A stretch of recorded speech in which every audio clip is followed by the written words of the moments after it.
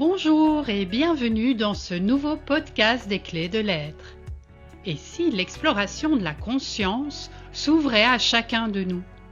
Pose-toi en ton cœur et suis-nous dans ce voyage passionnant. Aujourd'hui, je vous propose ce podcast pour vous expliquer ce que sont ces explorations en conscience que nous partageons sur cette chaîne. Avant l'enregistrement du podcast, nous prenons du temps avec le télépathe pour se poser dans nos énergies. Au cours d'une induction, j'accompagne le télépathe à se reconnecter à son corps, à son environnement et à la conscience. Ce moment dure environ une dizaine de minutes et s'apparente à une méditation de pleine conscience. Ensuite, nous prenons du temps pour vérifier que tout est OK pour moi-même et pour le télépathe pour mener à bien l'exploration. Nous accueillons systématiquement ce qui se présente et parfois nous mettons notre sujet du jour de côté pour travailler sur nous et notre propre développement personnel. Qu'est-ce que cet état d'ouverture de conscience dans lequel le télépathe est mis pour l'exploration? C'est en fait un état accessible à chacun de nous avec entraînement.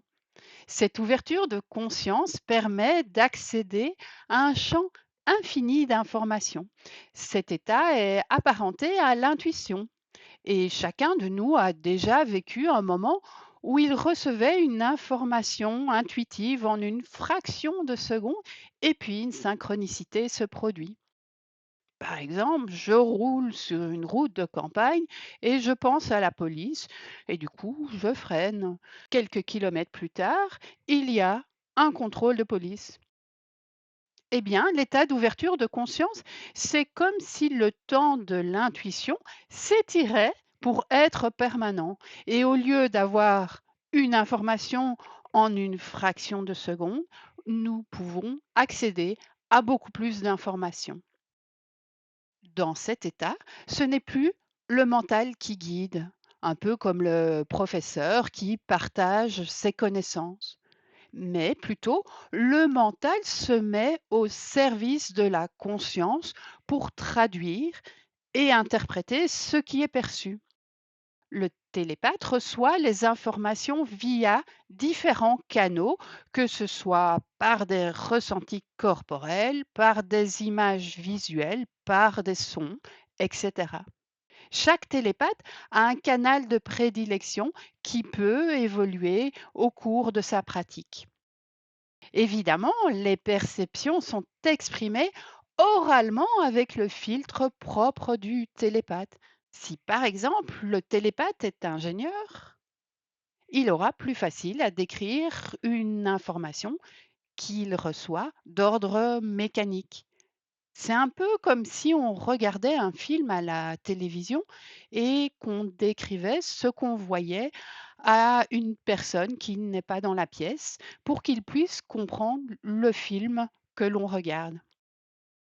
L'histoire qui se raconte sera différente en fonction de la personne qui relate le film. Et en fin de compte, un bon télépathe, c'est comme un interprète. L'interprète partage en temps réel ce qui est dit dans une autre langue par un orateur. L'expression de ces mots doit absolument refléter l'état émotionnel de l'orateur et non pas son propre état émotionnel. Les explorations en conscience ne représentent jamais une vérité absolue. Elles sont là pour ouvrir notre champ de réflexion. Si on se réfère par exemple à des faits historiques sur la vie d'un président d'État, l'histoire qui sera racontée, si celle-ci est relatée par le président lui-même, par ses partisans ou par ses opposants, elle sera probablement très différente. Et pourtant, chacune de ces histoires prises sous un certain angle est vraie. Chacune d'elles nous invite à prendre de la hauteur pour comprendre l'histoire dans sa globalité.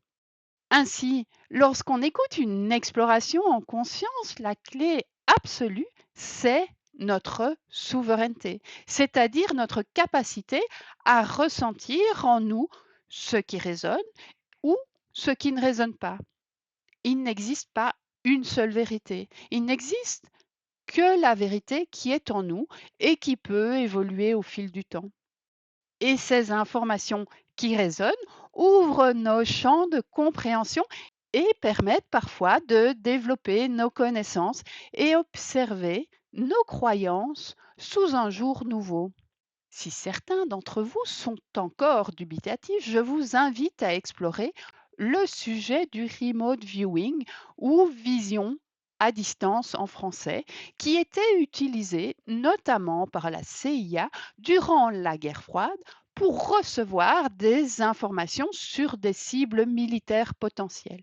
Des télépathes étaient entraînés pour décrire ces cibles. Leur protocole est aujourd'hui connu et reconnu et c'est un outil très intéressant pour s'ouvrir à sa propre télépathie. Évidemment, comme toute pratique, l'entraînement est nécessaire pour affiner ses perceptions.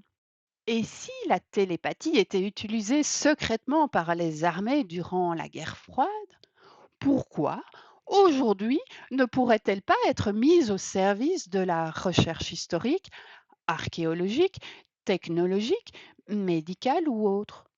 Combien d'inventeurs ou de chercheurs ne reconnaissent-ils pas qu'ils ont reçu leur idée de génie par l'intuition?